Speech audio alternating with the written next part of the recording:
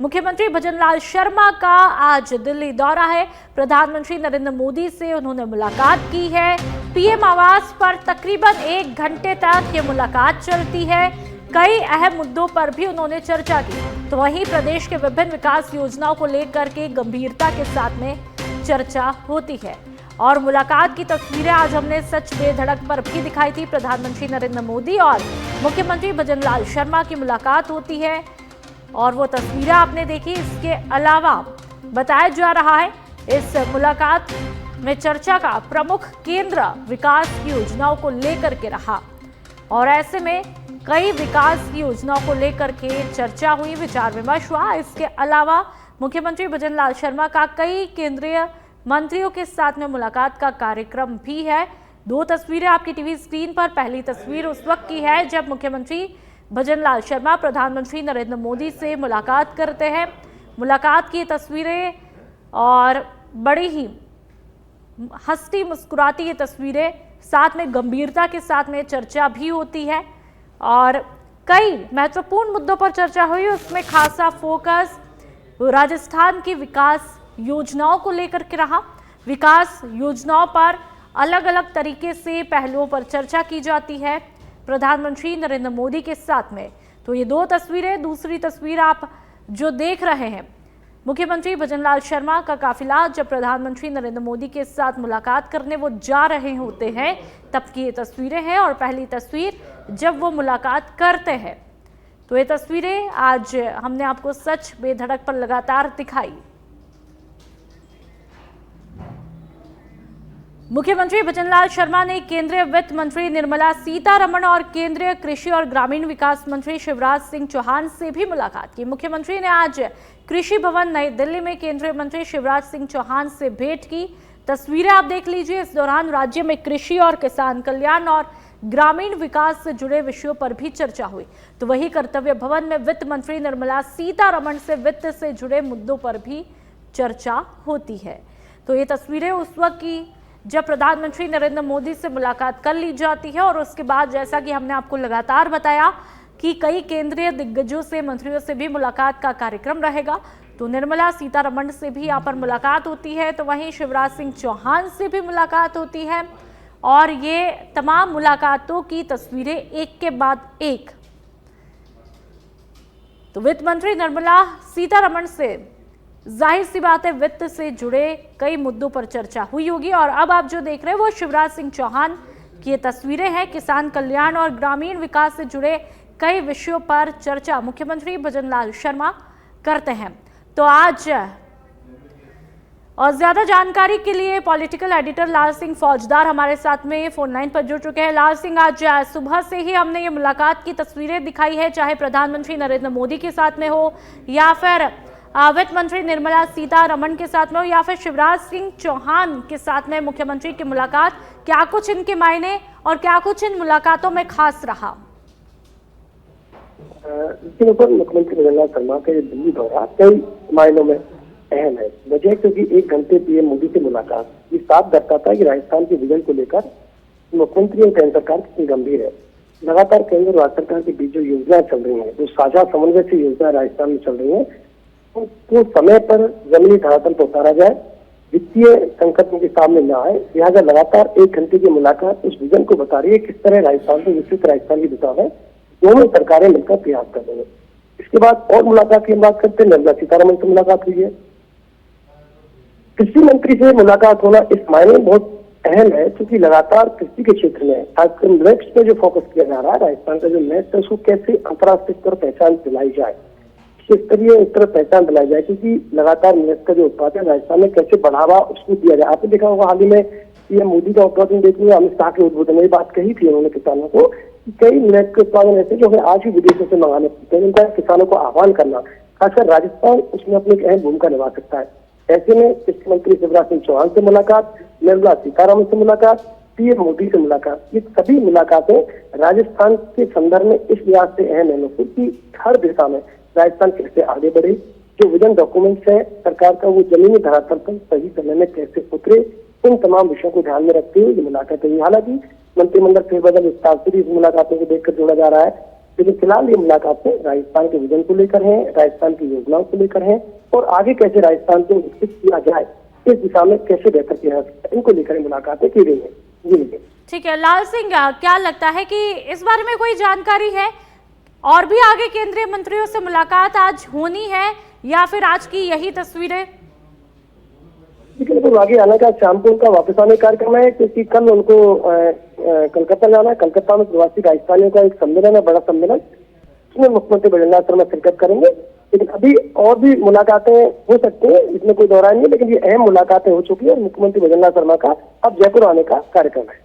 बिल्कुल, जिस तरह से लाल सिंह मैं ये तस्वीरें देख पा रही हूँ, यहाँ पर मुख्यमंत्री भजनलाल शर्मा तमाम मंत्रियों के साथ में गंभीरता संजीदगी के साथ में मुलाकात करते हैं और काफी राजस्थान को लेकर के गंभीर दिखाई देता है। ऐसे में ये माना जाए कि कुछ समय बाद में राजस्थान में बड़े बदलाव भी देखने को मिल सकते हैं, विकास को लेकर के, कृषि क्षेत्र को लेकर के, वित्त में है जो वो बड़े बदलाव देखने को मिल सकते हैं। क्या कुछ लगता है? आपके जो बदलावों की आप बात कर रहे हैं कि अगर वो राजनीतिक रूप से बदलाव की बात है तो उस पर अभी कहना बहुत जल्दबाजी होगी। लेकिन हाँ, मैं कह सकता हूँ कृषि के क्षेत्र में कई नवाचार अभी राजस्थान में देखने को मिल सकते हैं। वित्तीय प्रबंधन की अगर बात करें, क्योंकि देखिए राजस्थान को वित्त की जरूरत है, ऐसे में कितना केंद्र सरकार पैसा देती है इस पर विशेष फोकस किया जा रहा है। कई ऐसी स्कीम चल रही है। मैंने कहा पिछली सरकार में क्या हुआ, केंद्र सरकार और राज्य सरकार में अलग अलग सरकारें थी राजस्थान में, इसका खामियाजा जनता को भुगतना पड़ा। कई केंद्र सरकार की स्कीमें राजस्थान में लागू ही नहीं हो पाई क्योंकि दोनों सरकारों के बीच समन्वय नहीं था, समन्वय नहीं होने का खामियाजा जनता को भुगतना पड़ा। अब चूंकि दोनों जगह बीजेपी की सरकार है तो प्रयास यही है कि केंद्र सरकार की योजना जमीन स्तर पर लागू हो और यही प्रयास है कि वित्त मंत्री से मुलाकात का मकसद यही है कि जो सरकार की, केंद्र सरकार की और राज्य सरकार की योजना चल रही है वो समय पर पूरी हो, कोई वित्त की में दिक्कत नहीं आए। हालांकि आपने कहा कि फिर बदल, देखो ये मंत्रिमंडल विस्तार से जोड़कर देखा जा सकता है क्योंकि अभी 6 मंत्री और बनाए जाने हैं और लंबे समय से इस बात की मांग भी की जा रही थी, तो हो सकता है जल्दी हमें ये रूप भी देखने को मिल सकता है। लेकिन मुझे लगता है अंतर विधानसभा चुनाव के बाद ही कुछ इस तरह की तस्वीर सामने आएगी। ठीक है, बहुत बहुत शुक्रिया तमाम जानकारी के लिए। दूदू विधानसभा क्षेत्र के फागी के डालिया में 3 बच्चों की खेत में बने टांके में गिरने से मौत के मामले में डिप्टी सीएम प्रेमचंद बैरवा ने आज उनके निवास पर जाकर आयोजित शोक सभा में विनम्र श्रद्धांजलि अर्पित की और शोकाकुल परिजनों को इस दुख की घड़ी में ढाढ़स भी बंधाया। साथ ही उन्होंने ईश्वर से प्रार्थना की कि दिवंगत आत्माओं को अपने श्री चरणों में स्थान और परिजनों को यह आघात सहन करने की शक्ति प्रदान करे। तो दूदू की ये तस्वीरें हैं।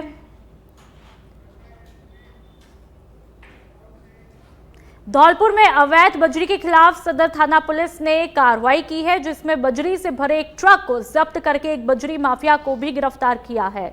पुलिस ने नाकाबंदी के दौरान NH 44 पर सदर चौराहे से आरोपी को गिरफ्तार किया और आरोपी के खिलाफ फॉरेस्ट एक्ट में मामला दर्ज किया है।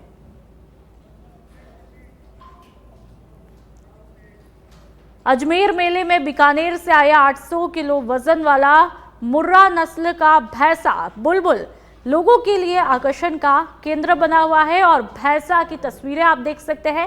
इस भैंसे की कीमत करीब 10 लाख रुपए बताई जा रही है। भैंसे को देखने के लिए देशी ही नहीं विदेशी सैलानी भी धोरों पर पहुंच रहे हैं। इस बीच अमेरिका और यूरोप से आए विदेशी पर्यटकों के दल ने जब इन करोड़ों के पशुओं को देखा तो वे दंग ही रह गए। उन्होंने कहा कि पुष्कर मेला सिर्फ एक पशु मेला नहीं बल्कि भारतीय संस्कृति, पशु प्रेम और लोक परंपरा का जीवंत उदाहरण है।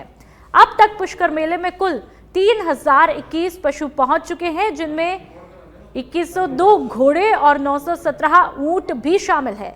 रेतीले धोरों पर इन पशुओं की सजावट, प्रदर्शन और ब्रीडिंग डील्स का शोर मेला मैदान को एक जीवंत उत्सव में बदल रहा है। मेले में पशु व्यापार के साथ ही पशु प्रेम, लोक संस्कृति और परंपरा की झलक हर तरफ बिखरी हुई है। डूंगरपुर के सागवाड़ा में 5000 के आरोपी को साधु के वेश में गिरफ्तार किया है।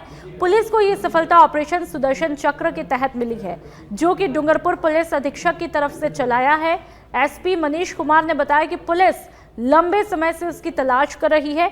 आरोपी पर दिल्ली थाने में चोरी के कई मामले भी दर्ज थे, लेकिन मुखबिर और आमजन के सहयोग से 9 साल से फरार आरोपी को पकड़ने में सफलता प्राप्त कर ली। टोंक के निवाई में प्रशासक और एसडीएमसी अध्यक्ष ने चनानी स्कूल का निरीक्षण किया। इस दौरान स्कूल प्रधानाचार्य अनुपस्थित मिली। यह बात यह नहीं है कि प्रधानाचार्य अनुपस्थित मिली, बल्कि हैरानी तब हुई जब देखा कि अनुपस्थित के बावजूद रजिस्टर में उनकी उपस्थिति दर्ज कर रखी है। इतना ही नहीं, स्कूल के निरीक्षण में कई खामियां भी मिली है। स्कूल में मिली अनियमितता को लेकर प्रशासक ने कलेक्टर को पत्र लिखा और प्रधानाचार्य सारिका सिंह के खिलाफ कार्रवाई करने की मांग की है। टोंक के उनियारा में बनेठा पंचायत के दावे खोखले साबित हो रहे हैं। आम जनता परेशान हो रही है। बता दें कि पंचायत में लाखों खर्च करने के बाद भी पंचायत शमशान का विकास कराने में असफल रही, जिसके कारण बारिश में खुले आसमान के बीच अंतिम संस्कार करना पड़ा है। इतना सभी कुछ होने के बाद भी जिम्मेदार निस्तारण नहीं कर पा रहे हैं। जयपुर में मौसम ने करवट ली है। शहर के कई इलाकों में हल्की बूंदाबांदी हो रही है और बूंदाबांदी की वजह से तापमान में गिरावट भी देखने को मिली है।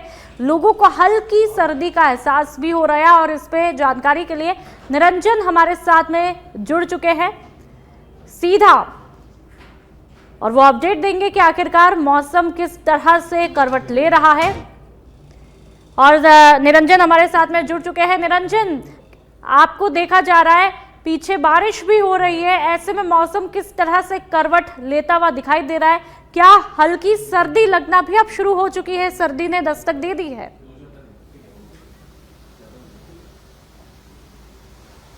बिल्कुल नुपुर, देखिए जयपुर शहर की हम बात करें तो जयपुर शहर में यूं मानिए कि सर्दी की शुरुआत जो है वो हो चुकी है और हल्की सर्दी ने यहां पर दस्तक दे दी है, जिसकी वजह से आमजन को अब गर्म कपड़े पहनकर जो है वो घरों से बाहर निकलते हुए देखा जा सकता है। इस वक्त मैं जयपुर शहर के ही गोपालपुरा इलाके में मौजूद हूँ, जहाँ पर मैं जो है वो छतरी लेके इसलिए खड़ा हूँ क्योंकि यहाँ पर हल्की बूंदाबांदी जो है वो यहाँ पर हो रही है। शहर के कई अलग अलग इलाकों में हल्की बूंदाबांदी सुबह से ही जो है वो यहाँ पर देखी जा रही है, जिसकी वजह से तापमान में काफी गिरावट जो है वो आई है और तापमान में गिरावट की वजह से हल्की सर्दी का एहसास जो है वो आमजन को हो रहा है। कल भी इसी तरीके से मौसम जो है वो यहाँ पर रहने वाला है। देखिए पूरे प्रदेश की अगर मैं बात करूं तो कोटा, बूंदी समेत कई ऐसे इलाके हैं जहाँ पर अच्छी खासी बरसात जो है वो यहाँ पर हुई है। उसके अलावा पूर्वी राजस्थान, भरतपुर, धौलपुर, करौली के अलावा चाहे हम बांसवाड़ा की बात करें तो कई ऐसे इलाके हैं जहाँ पे अच्छी खासी बरसात जो है वो हुई है। बरसात की वजह से तापमान में गिरावट आई है, रात के तापमान में गिरावट आई है, जिसकी वजह से लोगों को सर्दी का एहसास हो रहा है और लोगों की जो दिनचर्या है वो पूरी तरीके से यहाँ पर बदलती हुई नुपुर जो है वो नजर आ रही है। क्योंकि जब अचानक से तापमान बदला है, अचानक से सर्दी ने दस्तक दी है, तो लोग जो अपने पुराने गर्म कपड़े हैं वो पहनकर जाते हुए जो है वो यहाँ पर नजर आ रहे हैं नुपुर। बिल्कुल निरंजन, गुलाबी नगरी में गुलाबी ठंड काफी प्रसिद्ध भी है और ऐसे में क्या कुछ बदलाव अब देखने को मिल रहे हैं निरंजन?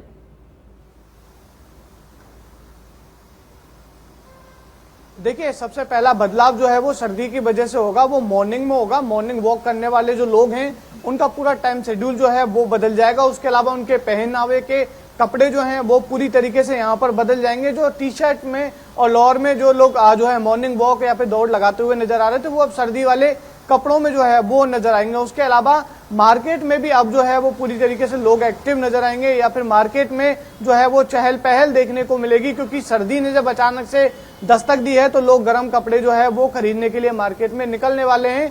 आज जिस तरीके से पूरा मौसम रहा उसी तरीके से कल भी बरसात की एक्टिविटी पूरे राजस्थान के अलग अलग जिलों में जो है वो दर्ज की जाएंगी। उसके अलावा पश्चिमी विक्षोभ जो पूरी तरीके से एक्टिव हुआ है राजस्थान के अलग अलग इलाकों में, जो आगामी समय में इसकी गतिविधियां यानी कि बरसात की गतिविधियां जो है वो जारी रहने की मौसम विभाग ने जो है वो संभावना जताई है। उसके अलावा लोगों को कहा है कि ऐसे समय में सबसे ज्यादा बीमारियां जो है मौसमी बीमारियां होती हैं, तो लोगों को इस मौसम में गर्म कपड़े पहनने या फिर कई तरीके की सतर्क रहने की जो है वो मौसम विभाग की ओर से अपील की गई है। उसके अलावा स्वास्थ्य विभाग भी जो लगातार है वो लोगों से अपील कर रहा है कि ऐसे मौसम में जो है वो गर्म कपड़े पहने और सर्दी से अपना बचाव जो है वो करे, क्योंकि ऐसे मौसम में सबसे ज्यादा जो मौसमी बीमारियां हैं वो जो है वो बढ़ती हैं और जो लोगों को जो है वो अपने चपेट में ले लेती है नुपुर। तो इसलिए जो है मौसम विभाग ने खासतौर पर और स्वास्थ्य विभाग ने खासतौर पर लोगों को अलर्ट रहने की जो है वो अपील की है।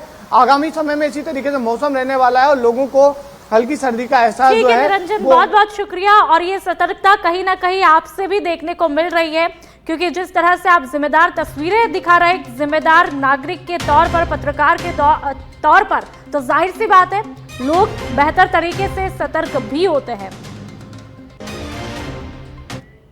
और अब दौसा की बात करेंगे, जहां पर विशिष्ट केंद्रीय कारागृह शालावास में राष्ट्रीय एकता दिवस की तैयारियों के तहत बंदियों ने देश के लौह पुरुष सरदार वल्लभ भाई पटेल की मिट्टी से बनी भव्य सैंट आर्ट प्रतिमा तैयार की। वो तस्वीरें आप देख लीजिए।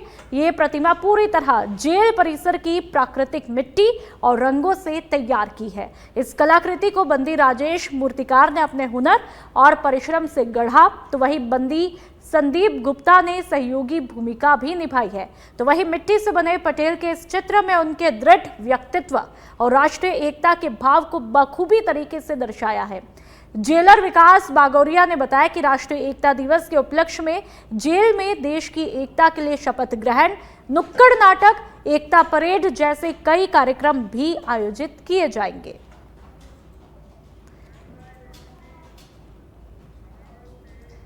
दरियावत कस्बे के वार्ड 1 की कल्याणपुरा सड़क पर बने गड्ढे हादसे का कारण बन रहे हैं। सड़क पर बने गड्ढे राहगीर और आमजन के लिए आवाजाही करने में परेशानी का सबब बन रहे हैं। कई बार शिकायत के बावजूद संबंधित विभाग इस पर संज्ञान ही नहीं लेता है। तो वही आज गहरे गड्ढे होने से ट्रैक्टर और ट्रॉली दोनों ही पलट जाते हैं। गनीमत ये रही कि कोई भी बड़ा हादसा यहाँ पर नहीं होता है। मेरा नाम है रमेश चंद्र, मैं निवासी ददले रहता हूँ। दरियावासी कल्याणपुर जा रहा था, रोड खराब की वजह से मेरा ट्रॉली का टायर निकल गया। अगर अच्छा हुआ कोई घटना नहीं हुई रोड खराब की वजह।